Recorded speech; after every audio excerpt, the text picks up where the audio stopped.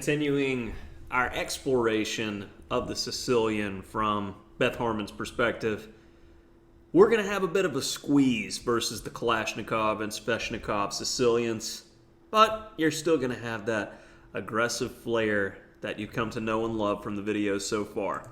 So let's dive right in. First, looking at this pawn structure, open Sicilian as always, and we're going to start it off with the Kalasnikov Sicilian. So, sticking with the Beth Harmon mentality, let's go ahead and go with the most aggressive move here. Knight b5 with the idea of dropping into d6, getting the bishop pair if black doesn't do something about it. That forces this move d6. Force is probably a little harsh, but pretty much. Now, after d6, we're going to lock down the d-pawn as a target forevermore with c4.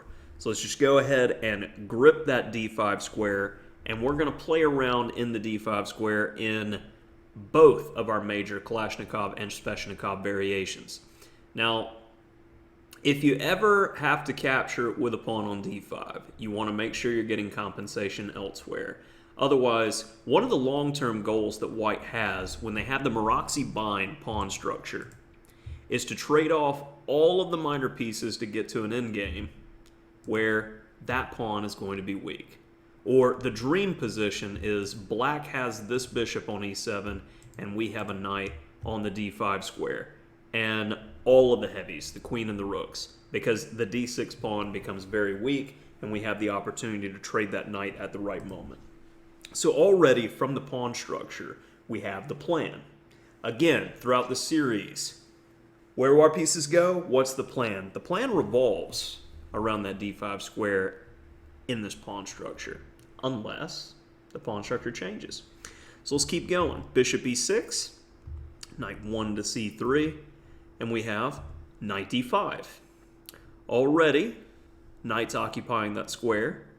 a6, support for the d5 square, and the fight begins. And I really like the way the player who had white played this game, for good reason. It was the boss, Magnus Carlsen, in a recent match that he had. And here, uncompromising and aggressive, the Beth Harmon way. So in this position, we have what we want. We have the d5 square. But principle of two weaknesses breaks your opponent, not just one. So let's go ahead, h4, looking to press an attack on the king side. Because often in these structures, if black can't get b5 in, he can't get d5 in, he needs to get f5 in order to get counterplay. So watch how this position quickly devolves to where black doesn't have a pawn lever, meaning he doesn't have a plan. And this becomes a squeeze. So h6, h5, very, very strong move meeting h6, because after g5, there is no more f5 break. So every pawn break that black potentially has is gone. And the life has been squeezed from black. Look at this pitiful, pitiful bishop on g7. What is his purpose? I know not. All right, let's continue seeing this beautiful game. f3, completely solidifying control over the pawns. And bishop e3, let's continue development. Clip. We're not in a hurry to go back to d5. No reason to castle. Make the king an active participant in this game, defending the f-pawn. There is no f5, so there's no worries. There's no problems there. Queen a5. Finally gets in a natural break, but now we're happy to go directly into this ending if black wants to trade queens. Just can't be recommended. We have some in-between knight e7 at some point, or a permanently better pawn structure if black elects to trade off his good bishop for the knight on d5 at this point. So black speculates with queen takes a2. The queen gets harassed, and we have this forcing trade down variation where compare the bishops. The bishop on g7 is a horrendous piece still, and after rook c6, black had had enough. So beautiful execution from start to finish, killing counterplay. Got to make sure to look for those middle game ideas as extensions of your openings when studying. So coming back, knight f6 is the more pure Sveshnikov move order. Knight c3, e5. So the Kalasnikov, which we just looked at, was the distant cousin. So after e5, knight db5, d6, and knight d5, a very tricky variation that was kind of obscure up until the World Championship match between Carlsen and Caruana, and then this got featured in a number of their games. Of course, the immediate threat is if black does nothing, knight to c7, one of them, check, is going to leave problems for that rook on a8. So knight takes d5. We got two branches here. Let's first go with knight b8. And I really like the way this was played by white. We have a pawn on d5, but again, if you understand that the expansion is going to come from a6, b5, or from f5, we're going to play against them. So first, a4. So no worries about b5. And bishop d2 is interesting. There's no queen a5 check, and we'll see what white is up to soon. Bishop e2. Still not worried about f5 or subsequent play from there. We can always castle and go f3 to dramatically slow things down. We're going to be playing on the queen side in this variation.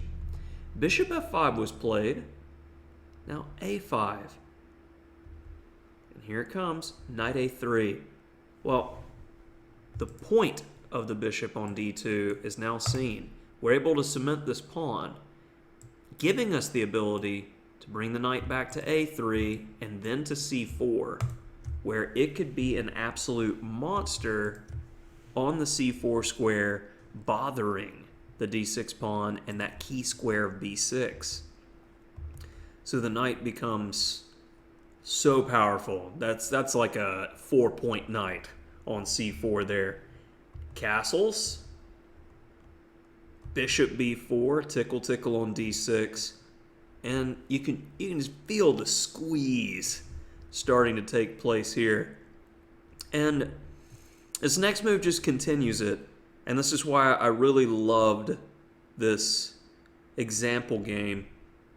How do we improve the position? I think some people will try to force things, play a move like f4. Unnecessary. Rook a3. This rook is now getting activated and coming into the game. No hurry.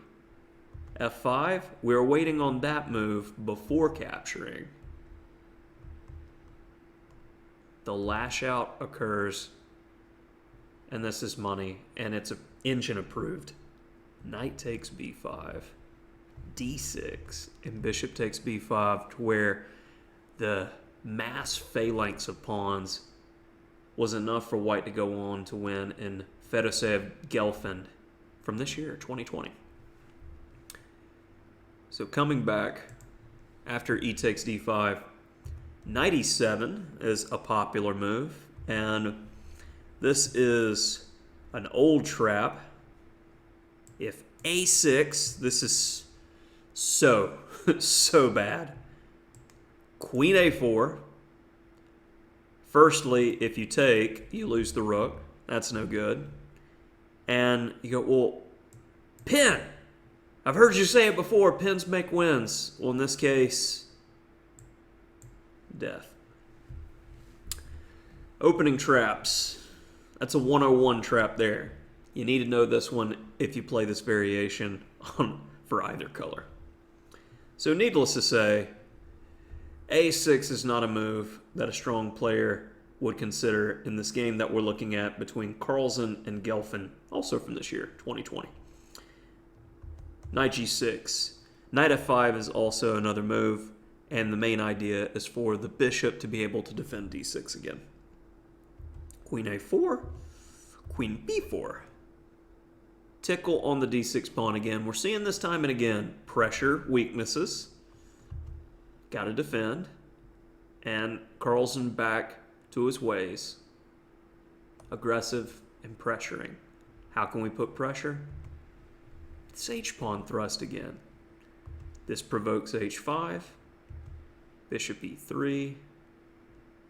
Keeping an eye on the a-pawn, just in case. So b6. All of white's pieces are beginning to get developed. Don't want to lose the h-pawn. The knight gets back to a well-placed square. Takes.